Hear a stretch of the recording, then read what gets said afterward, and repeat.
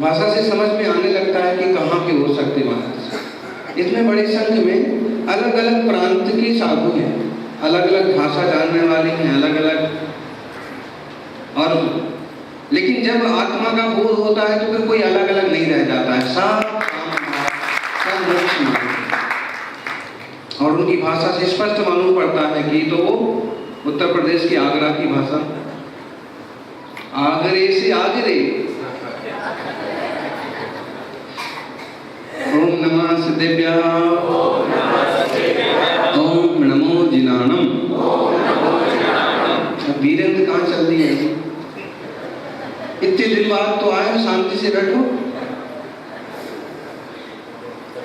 दोनों हाथ जोड़ के ओम नमो जिनानम, ओम नमो जिनानम, ओम नमो जिनानम।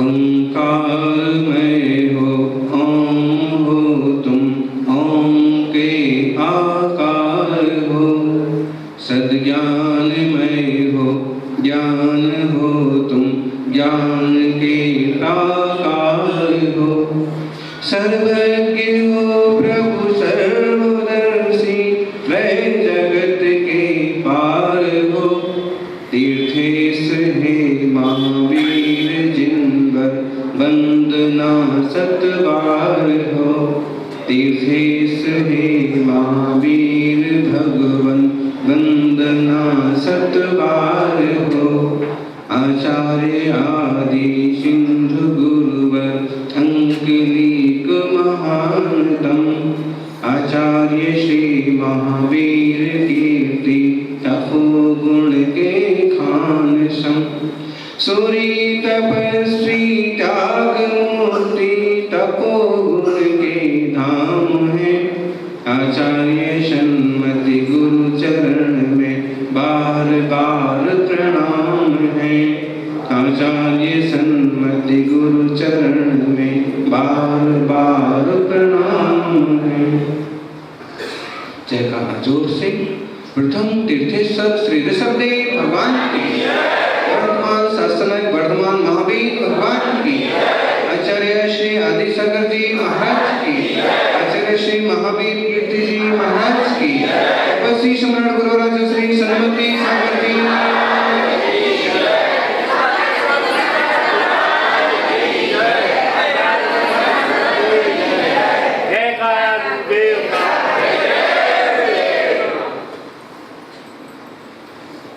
अतिवादी सज्जनों, भगवान महावीर स्वामी के मंगलमय शासन में अपन विराजे हैं। दया अहिंसा करुणा की वार्ता जिसमें की गई, वात्सल्य प्रेम से रहने का जिसमें उपदेश है, आपसी मैत्री भाव की जो ज्योत जगाता है और जीवों के अमंगल भावों को दूर करके मंगलमय प्रकाश फैलाता है, ऐसे वर्धमान भगवान के इस मंगलमय शासन में अपन सबको विराजने का सुअवसर मिला। अनेक अनेक जीव प्रभु की मंगल ध्वनि को सुनकर के आत्मा के हित को साध लेते हैं, संयम के रास्ते चल करके यम को भी जीत लेते हैं, और सच्चा संयम तो वही है जो यम को भी पराजित कर दे। संयम, यम का तात्पर्य मृत्यु, मृत्यु का भी डर मिट जाता है। आपने पिछले दिनों सुना कि कुछ लोगों ने संथारे पर लोग लगा दी।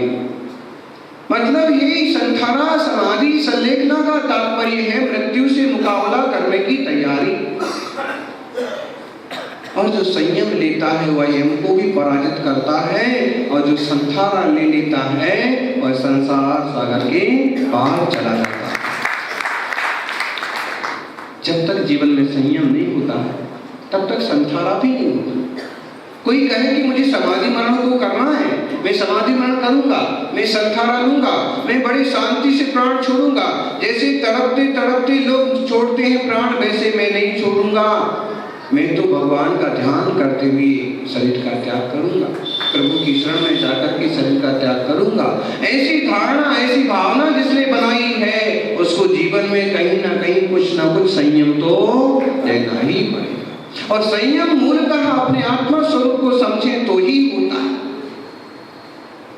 जब तक हम शुद्ध चैतन्य तत्व को नहीं समझेंगे तब तक जो संयम हो जाएगा वो संयम ना रह करके एक तरह का जबरदस्ती का ब्रेक होगा, जबरदस्ती का नियंत्रण होगा।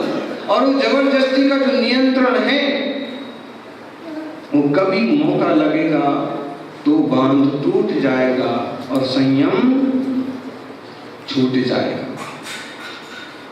जब वेद विज्ञान होता है तो संयम की साधना होती है, वितरागता की आराधना होती है।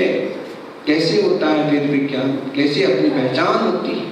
तो यहाँ पर कहा है कि जाके चेतन भाव चिदानंद सोई है, जाके चेतन भाव चिदानंद सोई है, और भाव जो धरे सो और कोई है, जो चिन्ह मंडित भाव पारे जानिए, जाग जोग पर भाव पराए मानिए। कैसे? जो चेतन भाव है, जो चेतना है, चेतना मतलब जानना, चेतना मतलब ज्ञायकपना, चेतना मतलब जानन। जो जो जान रहे हैं वे सब चैतन्य हैं। कोई भी हो, सिर्फ जैनियों के लिए उपदेश नहीं है, महावीर स्वामी की वाणी सिर्फ थोड़े से लोगों के लिए नहीं है, अभी तो यह तो जीव मात्र का धर्म है। जैन धर्म जीव मात्र का धर्म, वस्तु व्यवस्था समझाने वाला धर्म।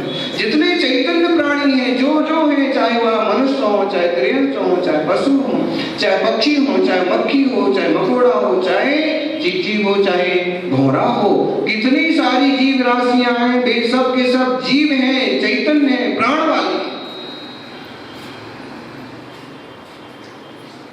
उनमें ज्ञान दर्शन चेतना है। मक्खी भी अपने हिसाब से जान लेती है, रास्ता उड़ जाती है, खाने पीने की वस्तु पहचान जाती है, बैठ जाती है। घोड़ा भी जानता है कि सुगंध किसे कहते हैं, दुर्गंध किसे कहते हैं। आप देखना, आदमी धोखा खा जाएगा लेकिन कीट पतंगे तक धोखा नहीं खाते।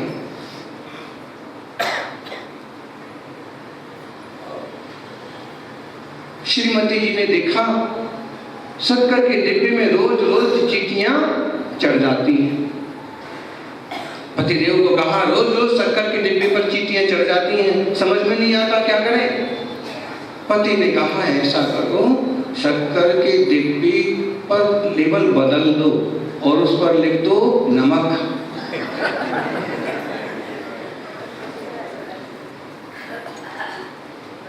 पत्नी ने कहा इससे क्या होगा? इससे ये होगा कि चींटियों को जैसे मालूम पड़ेगा इस पर तो नमक लिखा है तो वो वापिस चले जाएंगे।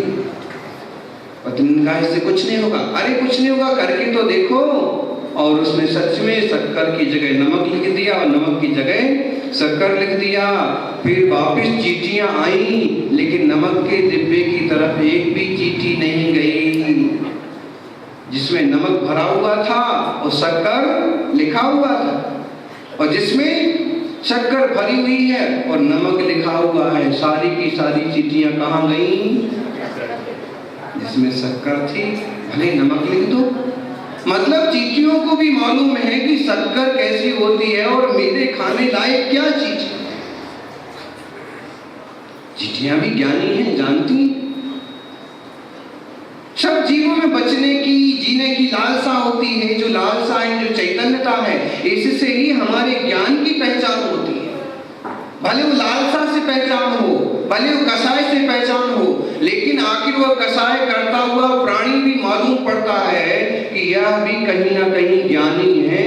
ये अपनी सुरक्षा चाहता है, अपनी व्यवस्था चाहता है, अपना सम्मान चाहता है, अपने लिए भोजन चाहता है। ये ज्ञानी है, जीव है, चैतन्य है। और जब यह बात समझ में आती है तो जीवों के प्रति आपको दया भाव पैदा होता है, कोई दुखी ना हो जाए। अभी हम प्रातः काल तालाब की तरफ जाते हैं, देखा एक सुअर का छोटा बच्चा उस सुअर के छोटे बच्चे के पीछे 3-4 कुत्ते पड़ गए, भौं भौं करके उसको पकड़ने के लिए, उसको मारने के लिए। कुत्ते क्या करेंगे? सुअर के बच्चे को पकड़ेंगे तो हैं, मार डालेंगे, जिंदा खत्म कर देंगे, उसका मांस खा जाएंगे। और यही जैसी दृश्य हम लोगों की नजर में आया तो हमने 1-2 श्रावकों को इशारा किया कि जरा उसको बचाओ। वे श्रावक जब तक बचाने की तैयारी करते, जब तक 2-4 कदम चले कि वहां से उस एक और बड़ा सुअर आ गया और उसकी सुरक्षा में खड़ा हो गया। और जैसे ही उसने अपनी आवाज निकाली जोर से कि कुत्ते भी डर करके भाग गए। मुझे एक बात समझ में आ गई कि देखिए, कुत्तों से तो एक बार उसकी रक्षा हो सकती है, लेकिन आदमी यदि उसके पीछे पड़ गए होते तो उसको बचाने वाला कोई नहीं। और किसी अर्थ में आदमी कुत्ते से भी गया बीता हो जाता। एक दूसरा सुअर आकर के उसको बचा लिया कुत्तों से, लेकिन वही अभी कोई आदमी, कोई कसाई पकड़ने आए होते तो वो भी बचा नहीं पाता। कितना दुष्ट हो सकता है कोई मनुष्य, और कोई मनुष्य ही कितना सज्जन हो सकता है कि सड़क पर तड़पते हुए जानवर को भी पानी पिलाता हो, नमकार सुनाता हो। आपको ज्ञात होगा जीवनधर स्वामी का उदाहरण। कहते हैं कहीं यज्ञ हो रहा था और कुछ नामधारी धर्मात्माओं ने जैसे ही उसने खाने पीने की सामग्री में मुंह मारा तो कुत्ते को इतना पीटा कि मरणासन हो गया।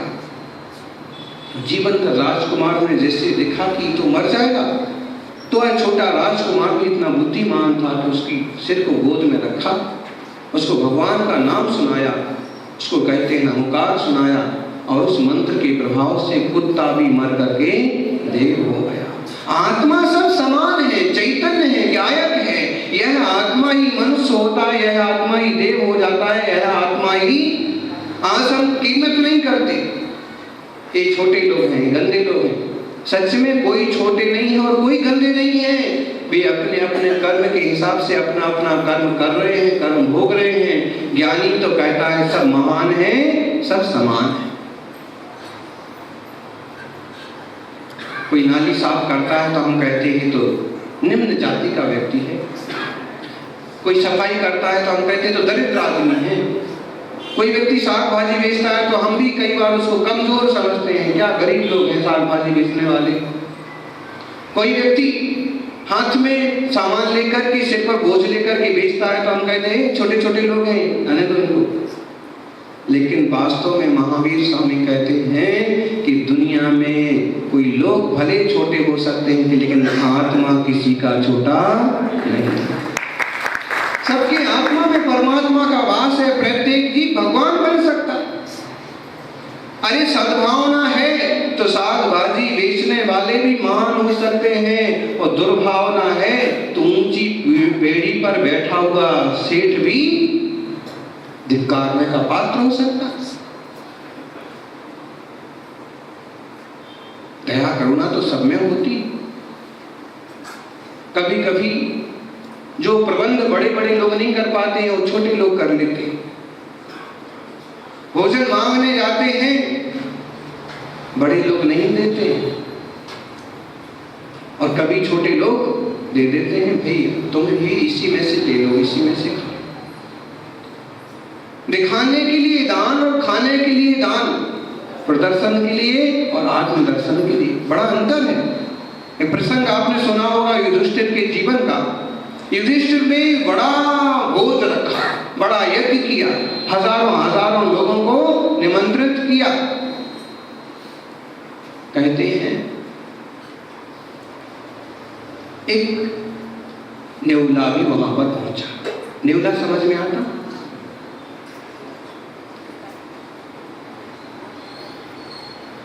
और जहां भोजन की सामग्री पड़ी थी, लोग गिराते जाते थे, पानी वगैरह से हाथ धोते जाते थे, वहां लूटने लगा।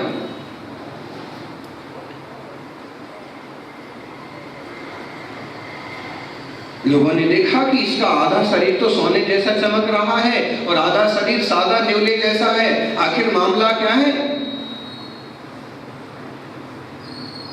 युधिष्ठिर को बुलाया कि कुछ अचरज की बात देखिए। युधिष्ठिर ने भी देखा और कहा कि क्या कर रहे हो तुम इधर? तो कहते हैं कि वह नेवलापी आदमी की भाषा में बोला। भाषा तो सबकी होती है, भले आदमी जैसी हो मत हो। आज आप हिंदी जानते हैं और अरबी लोगों के बीच में पड़ जाएं तो आपकी हिंदी की क्या कीमत है? आप हिंदी जानते हैं, मारवाड़ी जानते हैं, बागड़ी जानते हैं और अंग्रेजों के चंगुल में फंस जाएं तो आपकी हिंदी, अंग्रेजी, मारवाड़ी की क्या कीमत? वैसे ही बेचारे जानवर अपनी भाषा बोलते हैं और आदमी के चंगुल में फंस जाए तो उनकी भाषा की कौन कीमत करता? जो दयालु होते हैं वे उस तरह का व्यवहार करते हैं, प्रेमपूर्ण व्यवहार करते हैं। जो पापी होते हैं कुचल डालते हैं, मार डालते हैं।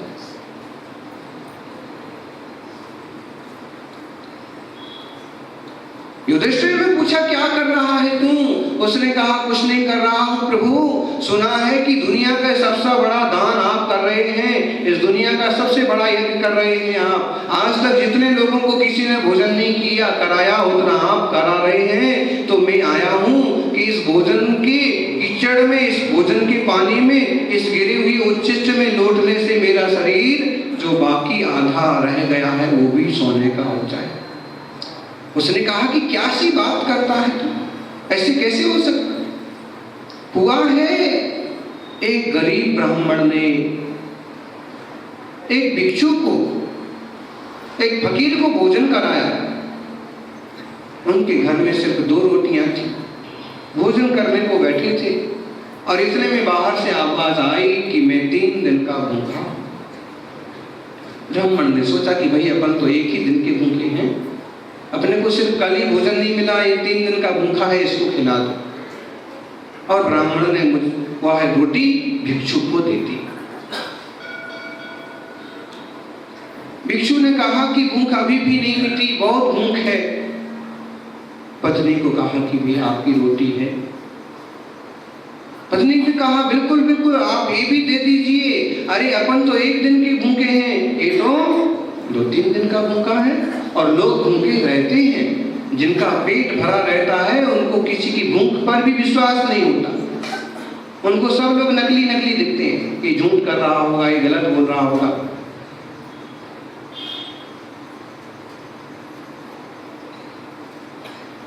कभी वैसे समझो, वैसे लोगों के बीच में जाओ। हम तो प्रेरणा देते हैं लोगों को कि जीवन में कभी, महीने में कभी एक बार अनाथालय जाके बच्चों के बीच में बैठो, बातचीत करो। कभी विधवाश्रम जाकर के, कभी अपंग विद्यार्थियों की वसति गृह में जाकर के, कभी छात्रावास बोर्डिंग में जाकर के, कभी हॉस्पिटल में जाकर के देखो और उन लोगों के साथ सुव्यवहार करो, उनकी व्यवस्थाएं जुटाओ। और कभी कसाई घर में जाके, बूचड़ खाने में जाके भी देखो कि जानवरों को कैसे भयंकर कष्ट है। फिर आपको मालूम पड़ेगा कि हम लोगों के लिए क्या कर रहे हैं।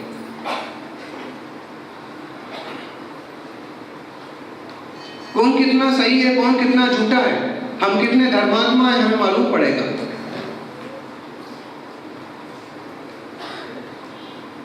ब्राह्मण और ब्राह्मणी दोनों ने अपनी रोटी भिक्षु को दे दी। आखिरी में लोटे भर पानी भी पिला दिया, पानी नीचे गिर गया।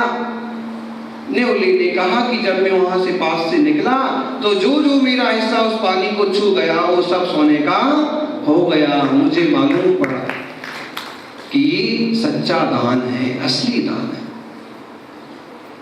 तब से बाद में मैं कितने बार कितनी जगह गया हूं कि बाकी और शरीर भी मेरा सोने जैसा चमकदार बन जाए, मेरे और बाकी सिर के पीठ के जो बाल हैं वो भी चमकदार सोने की तरह चमकने लग जाएं। और मैं जगह जगह गया लेकिन कहीं भी मेरा शरीर सोने का नहीं हुआ।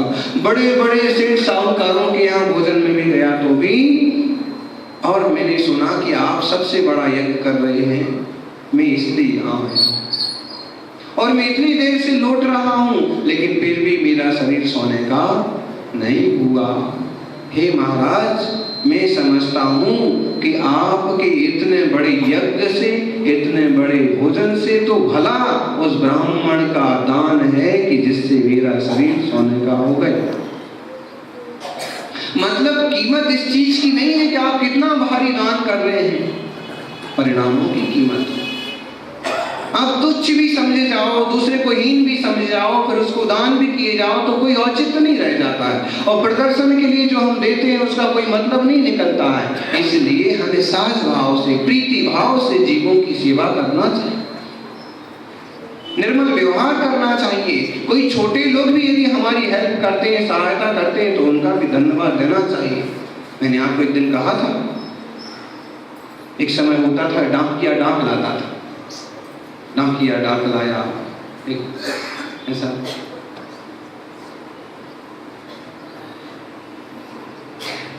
और डाकिया एक तरह से लोगों का सुख दुख का भागीदार समझा जाता था। आज तो सब उसकी आज जरूरत ही जैसे नहीं रह गई, फिर भी जैसे कोई डाकिया आता तो घर वाले प्राय करके धन्यवाद देते थे, खुशी का समाचार लाता था तो मुंह मीठा करा देते थे,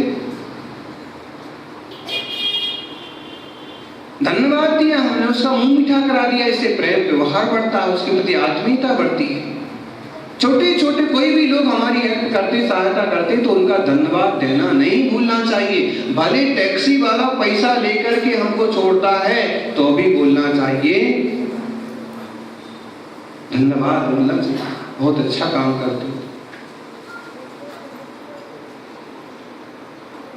इससे एक दूसरे के प्रति भावनाएं फलीभूत होती है, यानी सब चैतन्य आत्मा है। महावीर स्वामी तो कहते हैं कि सब जीवों के प्रति मैत्री भाव, सबके प्रति, छोटे से छोटे कोई भी जीव जंतु भी दुखी ना हो जाए, इस बात का ध्यान रखो।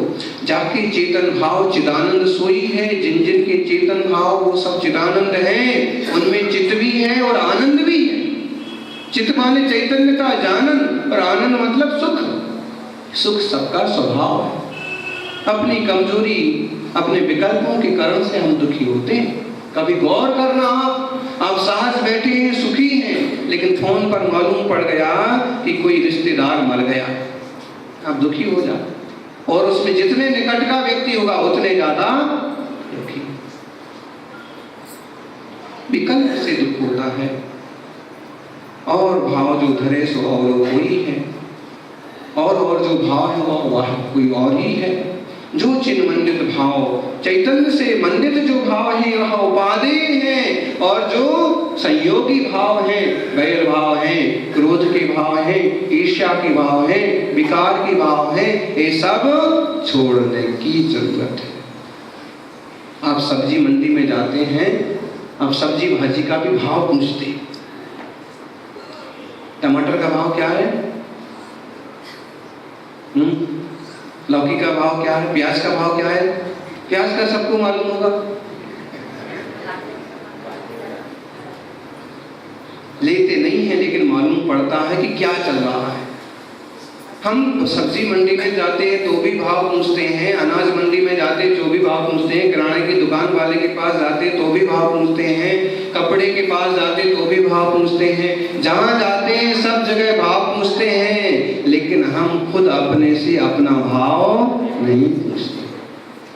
अपने भी भाव पूछो कि तुम्हारा भाव क्या है, तुम्हारे परिणाम कैसे हैं, और जो तुम्हारे भाव हैं, जो तुम्हारे परिणाम हैं, वही फल तुमको मिलने वाला है।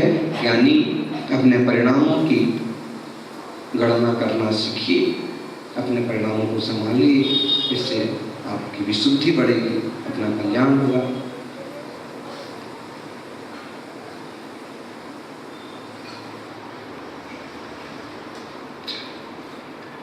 देह और जीव का भेद विज्ञान जिनको हुआ है, ऐसे ज्ञानी जीव कहीं भी रहें, सुख में रहते। समझना, कीमत देह की नहीं है, कीमत सिर्फ देह की नहीं है, देह की कीमत है। आज देखिए बाजार में आप देखिए तो बड़े बड़े हॉस्पिटल में आंख की भी कीमत है, आंत की भी कीमत है, दांत की भी कीमत है, गुर्दे की कीमत कीमत है, हार्ट की भी कीमत है, सारी चीज की कीमत है। लेकिन एक बात गौर करिए कि केवल देह की कीमत नहीं है, जब तक इसके भीतर भगवान आत्मा विराजित है तो इसकी कीमत है, वरना इसको कोई किसी भाव पूछता नहीं है, यूं जला देते हैं माटी मोल। एक उदाहरण बड़ा सुंदर, हलवाई की दुकान में एक कोने में दोने पड़े थे और उन दोनों में बहुत से दोने थे।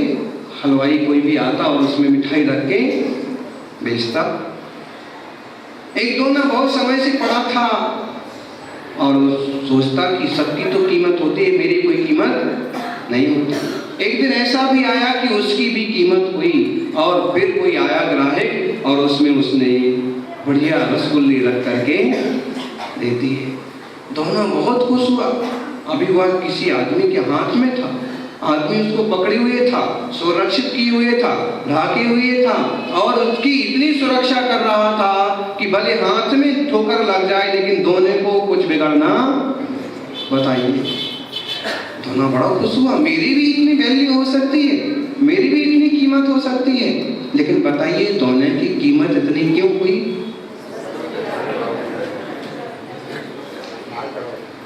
दोने के भीतर रसगुल्ला है। मनुष्य की कीमत क्यों हो रही है? कि उसमें कुछ गुण है। त्यागी की कीमत क्यों हो रही है? क्योंकि इसका त्याग है, तपस्या है। आचार्य श्री की कीमत क्यों होती है? उनकी उदारता है, गंभीरता है, धीरता है, मोक्ष मार्ग के प्रति समर्पण है। उन आचार्य श्री के शिष्य की कीमत क्यों हो रही है? क्योंकि गुरु के मार्ग पर चल करके उसने भी कुछ पाने का प्रयास किया। कभी भी कहीं भी कीमत होती है, गुण के कारण से होती है। दोनों बड़ा खुश हुआ जा रहा था, मेरी बहुत वैल्यू है, मेरी बहुत कीमत है, देखिए कैसे संभाल करके ले जा रहे हैं और कितने सारे लोग मेरी तरफ नजर लगा के देख रहे हैं। देखते कि नहीं? बताइए, घर में जैसे श्रीमान जी दोना लेके पहुंचे तो श्रीमती की भी आंखें उस तरफ गई, बच्चों की भी आंखें उस तरफ गई और मेहमान भी देखने लगे कि आखिर आपकी तरफ कोई निहारता है, आपकी तरफ कोई साम्य दृष्टि से देखता है तो समझना कि आपके गुण, आपकी कीमत, आपकी सरलता, आपकी सहजता की कीमत की जा रही है।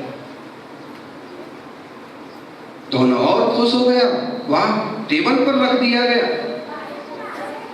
इतने ऊंचे आसन पर कभी बैठने को नहीं मिलता है। इतने ऊंचे आसन पर बैठने के लिए उतने ही ज्यादा गुण पैदा करना पड़ते हैं। अब दोना तो मस्त है कि भाई मेरी कितनी कीमत हो रही, मेरी कितनी कीमत हो रही। इतने में आए और मेहमानों को परोस दिए रसगुल्ले और जब खाली दोना बचा तो उसको लिया हाथ में और यूं मसला और वापिस डस्टबिन में डाल दिया। अब दोने को मालूम पड़ा कि कीमत मेरी नहीं थी, कीमत मेरे भीतर जो रसगुल्ला था। आपको भी मालूम पड़ना चाहिए कीमत आपकी नहीं है, आपके भीतर विराजित चैतन्य आत्मा की है, आपके भीतर जो सद्गुण है उनकी है। कोई व्यक्ति कहता है कि देखिए उनका तो महाराज जी तक नाम लेते हैं, उनका तो आचार्य से भी पुकारते हैं। ध्यान रखना, सिर्फ उसकी चमड़ी को नहीं पुकारा जा रहा है, उसकी दान करने की जो भावना है, उसकी उदारता की जो भावना है, उसकी नेतृत्व की जो शैली है, उसकी समाज एकत्व की जो भावना है, प्रवृत्ति है, उसके अंदर जो सद्गुण है उसकी कीमत की जाती है। इसलिए महान लोग भी, बड़े लोग भी छोटे का नाम पुकार देते, याद कर लेते। कहते ना कि अच्छे लोगों को तो भगवान भी याद करता है। और ऐसे देखिए कभी कोई मर जाता है अच्छा व्यक्ति तो उसके लिए तो जरूर कहते हैं कि भाई खूब अच्छे थे, खूब अच्छे थे, खूब अच्छे थे। और इसमें भी फिर कोई बोलता है कि देखो भाई अच्छे लोगों को तो भगवान भी जल्दी। अब इसके दो अर्थ हो सकते हैं, एक तो सांत्वना की दृष्टि और दूसरा ये बात है कि जब हम विचार करें तो आध्यात्मिक दृष्टि ये है कि जब अच्छे गुण बन जाते हैं तो हर जीव खुद भी भगवान बन जाता है, शुद्ध हो जाता है। लोग प्रवृत्ति के शब्दों की अपनी कीमत अपने भीतर विराजित रसगुल्ले की कीमत समझिए। आत्मा तो रस से भरा हुआ है। यूं तो आचार्य श्री कुंद स्वामी ने इसको अरस कहा है। आत्मा में कोई रस नहीं, आत्मा तो अमूर्तिक है। रस जो है शरीर में है, गंध शरीर में है, वर्ण शरीर में है, रंग रूप शरीर में है, सारा का सारा शरीर में है। आत्मा अमूर्तिक चैतन्य आत्मा है, वह कभी पकड़ में आता नहीं है। और यूं जब मरण होता है तो कहाँ निकल जाता है किसी को दिखता भी नहीं। ऐसा यूं अरस होते हुए भी वह अपने चैतन्य रस से, अपने अनंत गुणों के रस से लबालब भरा है। उसको किसी की जरूरत बिल्कुल जरूरत नहीं है। ऐसे चिन्ह मंडित चैतन्य की कीमत करिए। पर्याय तो बदलती रहती हैं। जैसे सोना है, सुनार के हाथ में आता है तो सोने का कभी वह हार बना देता है, कभी सुंदर कलश बना देता है, कभी अंगूठी बना देता है, कभी मोटा ब्रेसलेट बना देता है कि नहीं बना देता? तभी तो अपन पहनते। कभी मोटी हार गले की माला बना देता है। ऐसा उसी सोने को लेता है, खूब ढंग से गलाता है और दूसरी चीजें बना देता है। जैसे सब कुछ बनते हुए भी सोना सोना ही है, वैसे ही आत्मा कितनी पर्याय बदल ले तो आत्मा आत्मा ही है। जिस व्यक्ति की नजर सोने पर है वह उसका कुछ भी बन जाए उसकी कीमत लगा लेगा और उसको पकड़ लेगा। ऐसे ही जिस व्यक्ति की नजर में आत्मा है तो आत्मा वाला व्यक्ति कहीं भी दिख जाए, जीव जंतु कहीं भी दिख जाए, वह उसकी कीमत कर लेगा और कभी भी उसका अहित नहीं करेगा, विवाद नहीं करेगा। आत्मार्थियों इसे कहते हैं कि जिन्ने की सुमति जागी भोग सो भय विरागी। सुमति जागना, कभी कभी किसी को अपन इशारा करो, बड़े बुजुर्गों को भी इशारा करो कि अब तो संयम लो। कहते हैं भीतर से भावना नहीं जागती महाराज, इच्छा नहीं होती है संयम लेने की। कैसे होगी? तो जिन्ने के सुमति जागी भोग सो भय विरागी, पर संग त्यागी जे पुरुष त्रिभुवन में। जिनके सुमति जागी भोग सो भय विरागी, पर संग त्यागी जे पुरुष त्रिभुवन में। रागादिक भावनी सो जिनी को रहनी न्यारी, कबहु मगन रहना रहे धाम धन में। जे सदैव आपको विचारे सर्वांग शुद्ध, जिनके विकल तना व्यापे कहूँ मन में। ती मुख मार्ग के साधक कहावे जीव, भावे रहो मंदिर में भावे रहो वन में। तेई मुख मार्ग के साधक कहावे जीव, भावे रहो मंदिर में भावे रहो वन में। बहुत महत्वपूर्ण बात है। जिनकी सुमति जागी भोग सो भय विरागी। जब भीतर से सुमति जाग जाए और भोग से वैराग हो जाए तो संयम होता है, तो दीक्षा होती है।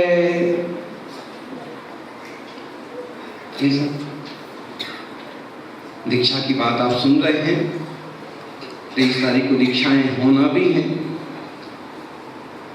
लेकिन वे वही जीव हैं जिनकी कोई ना कोई सुमति भीतर से जाग गई है, जिन्हें कुछ ना कुछ विवेक ज्ञान हुआ है, जिन्हें वेद विज्ञान हुआ है, जिनके परिणाम निर्मल हुए हैं, जिनकी सुमति जागी भोग सो भय विरागी, वे भोग से विरागी हो गए।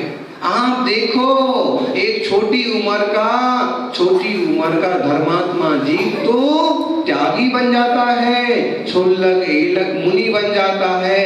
कभी बड़ी बड़ी उम्र के लोग भी पापी निकल आते, पाप करने वाले मिल जाते। भोगों के प्रति इतनी आसक्ति, इतनी गजब की आसक्ति कि कोई हिसाब ही नहीं। ऐसी आसक्ति, ऐसे पाप तक कर डालते। आए दिन जो दुनिया में हो रहा है सबको मालूम पड़ रहा है, क्या क्या नहीं होगा। ये आसक्त जीव, पापी जीव, अनैतिक लोग, बलात्कारी, भ्रष्टाचारी, एक कहाँ वाह और एक कहाँ त्यागी व्रती। कैसा आभा मंडल का फर्क होता है, कैसा जीवन होता है। त्यागी का जीवन देखिए, भोग सो भय विरागी। मुनि राज के सामने, त्यागी जी के सामने आप थाली में 25 पकवान लेकर के आ गए। रबड़ी ले लो महाराज जी, ऐसा खीर ले लो, और महाराज जी को नहीं लेना है तो सिर्फ हाथ बंद कर लेते हैं, मुंडी हिला देते हैं। और तुम खूब अच्छी अच्छी चीजें लाओ तो भी अगर उस दिन वह त्याग है, उनका भोग से, भोजन सामग्री से भी वैराग्य है। जो लगता है, जरूर मालूम पड़ता है, उपलब्ध हो गया ले लिया, और नहीं तो कितने भी पकवान रखे रहो, उनको कोई लेना देना नहीं।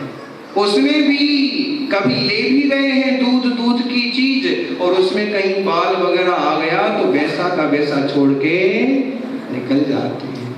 वैराग्य, भोग सुख है विरागी। और दुनिया के भोग तो छोड़ ही दिए, लेकिन सादा भोजन जो शरीर के लिए जरूरी है, उसके प्रति भी ऐसा निष्प्रह करना।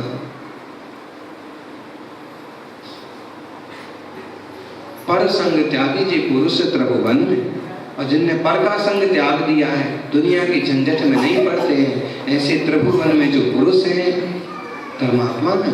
रागादि के भावानी सो जिनकी रहनी नहीं, राग द्वेष मोह जो नहीं बढ़ाते। आप श्रावक हैं, गृहस्थी में कुछ तो करेंगे, आपको करना पड़ेगा। लेकिन जो मुनिराज हैं, परम वीतरागी निरंतर संत हैं, वे राग द्वेष को भी नहीं बढ़ाते हैं। हम प्रभु को कहते हैं वीतराग। वीतराग मतलब राग को जिन्होंने हटाया, खत्म किया। इसका मतलब खत्म उसे किया जाता है जिसे हम बुरा समझें। प्रभु ने तो राग को बुरा समझा और उसको छोड़ा, और हम राग को अच्छा समझें और स्वीकार करें तो समझना हम प्रभु महावीर के सच्चे भक्त नहीं हैं। कहीं ना कहीं हमें भी राग छोड़ना पड़ेगा, कहीं ना कहीं हमें भी प्रपंच कम करना पड़ेंगे, कहीं ना कहीं विकारों से हमें भी हटना पड़ेगा। रागादिक भावनी सो जिनकी रहनी नहीं, कबहू मगन है ना रहे धन धाम में। और धन में, धाम में जो मस्त होके नहीं रहते भी हैं तो जान करके रहते हैं कि ये कोई हमसे बंधा रहने वाला नहीं। जी सदैव आपको विचार सर्वांग शुद्ध, अपने आप को जो चैतन्य स्वभाव शुद्ध आत्मा विचारते हैं, शुद्ध स्वरूपो हम, चैतन्य स्वरूपो हम, प्रपंच रहितो हम, संकल्प विकल्प शून्यो हम। ऐसी निर्मल शुद्ध दशा को जो स्नान में लेते हैं, बार बार सुबह शाम सामयिक में ध्यान में ऐसे चिंतन करते हैं, जिनकी विकलता ना व्यापे कहूँ मन में, और जिनके मन में बिल्कुल की विकलता नहीं आती है। विकलता मतलब क्लेश, विकलता मतलब आकुलता, विकलता मतलब चंचलता। जिनके मन में कोई भी परिस्थिति में विकलता पैदा नहीं होती है, वे ही मोक्ष मार्ग के साधक कहलाते हैं। चाहे वे फिर मंदिर में रहो, और चाहे गांव में रहो, चाहे शमशान में रहो, चाहे मंदिर में रहो, चाहे भवन में रहो, चाहे वन में रहो, कहीं भी रहो, जिस जीव के अंदर ऐसी परिणति जाग गई, वह जीव ही मोक्ष मार्ग की है। आया समझ में? मोक्ष तो वह है जहाँ परिपूर्ण दशा है, निर्मलता है, पापों का, दोषों का, कर्मों का सारा नाश हो गया है, विकार मिट गए हैं, वह मोक्ष है। लेकिन मोक्ष मार्गी कौन है? तो वह ऐसा जीव है। आज देख लीजिए, दुनिया में तरह तरह के रूप बना रखे हैं, तरह तरह के वेश बना रखे हैं, तरह तरह की चेष्टा करते, तरह तरह की प्रवृत्ति करते, तरह तरह का विकार वहां रखे रहते हैं, और फिर भी अपने आप को धर्मात्मा कहेंगे, मोक्ष मार्गी कहेंगे, तरह तरह की रूप बना लेते। लेकिन वह मोक्ष मार्गी नहीं है। मोक्ष मार्गी तो वह है जिसने रागातिक भावों को छोड़ा है, विकारों को छोड़ा है, आकुलता व्याकुलता जिसे तंग नहीं कर पाती है, वह मोक्ष मार्गी है। और निश्चित रूप से जब मोक्ष मार्गी है तो कभी ना कभी मोक्ष को भी पाएगा। मार्ग पर चलेगा तो पहुंचेगा ना, और चलेगा नहीं, समझेगा नहीं तो पहुंचेगा कहाँ? इसलिए समझना, अपने भीतर बैठी हुई भगवान आत्मा को समझिए। जैसे एक नट होता है, कलाकार होता है, तरह तरह का रूप धारण करता है, तरह तरह का वेश बदलता है, तरह तरह का बन करके आ जाता है, लेकिन वह सब कुछ बनते हुए भी वह नहीं है। वैसे ही अपना आत्मा कितने भी पर्याय बदलता है, कितने ही रूप बदलता है, कितने ही आकार प्रकार लेता है, तो भी आत्मा देह नहीं है।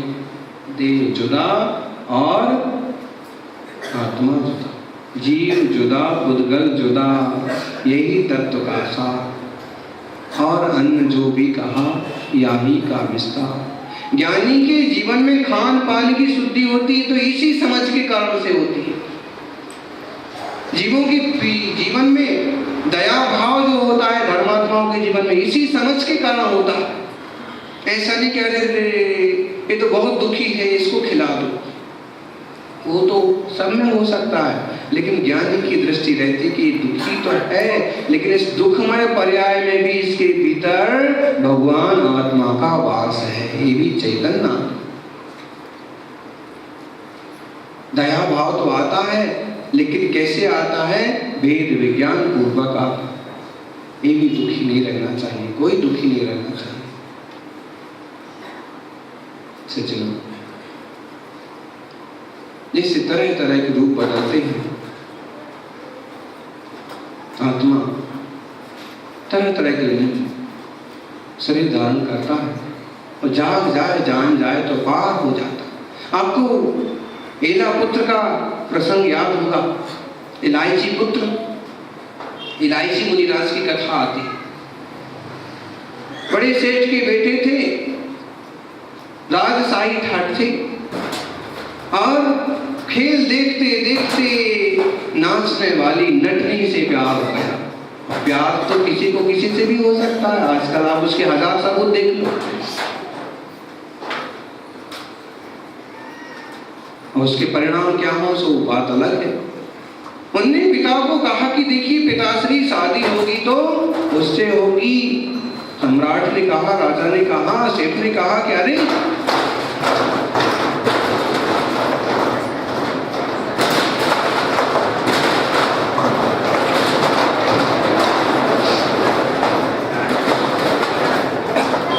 इतने बड़े राजा के बेटे हो तुम और तुम इस तरह की बात करते हो। कुछ भी कहो, लेकिन हम शेष ने लाचार होके आकर उस लड़की के पिता से बात की। उसने कहा भाई देखिए, हम लोग ठहरे नाटक करने वाले, खेल दिखाने वाले तमाशबीन लोग, और जब तक हमारी कला कोई ना सीख ले उसको हम अपनी बेटी दे दें तो उसका जीवन चलेगा कैसे? सेठ ने कहा कि नहीं, हमारे पास बहुत संपत्ति है, बहुत धन है, कुछ भी है, लेकिन उसी को बेटी देंगे जो सब कला सीख जाए। कहते हैं सारी कला सीखने की तैयारी हो गई। 12 साल में सारी कला सीख ली। किसके लिए? और कला दिखाने के लिए बड़ा मैदान में पहुंचे, बड़े ऊंचे बांस पर चढ़ गए, और बांस पर चढ़ने के बाद उस बांस के ऊपर से देखा कि एक श्रावक के घर में मुनिराज का प्रदान हो रहा है। एक सुंदर श्राविका कन्या मुनि महाराज को आहार दे रही है, और मुनि महाराज एकदम शांति से आहार किए जा रहे हैं। उस दृश्य को देख करके उसको वैराग्य भाव आ गया।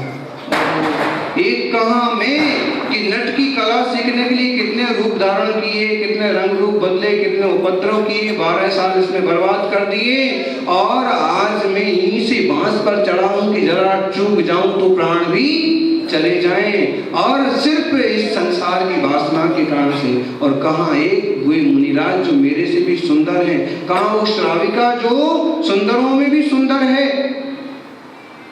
धन्य है इनका मोक्ष मार्ग, धन्य है इनकी वीतरागता, और मुझे भी इन्हीं के रास्ते पर चलना चाहिए। वह किसी के समझाने से जो नहीं समझा, वह अपने अंतरंग बोध से समझ गया। क्षण भर में बांस से उतरा और मुनि महाराज के चरणों में जाके वो भी समझे और जागे तो संयम आसानी से मिल जाता है, स्वीकार हो जाता है, जीव का कल्याण हो जाता है। ऐसा अहोभाव आपके जीवन में भी आए, इसी मंगल भावना के साथ जय बोलिए 24 तीर्थंकर भगवान की।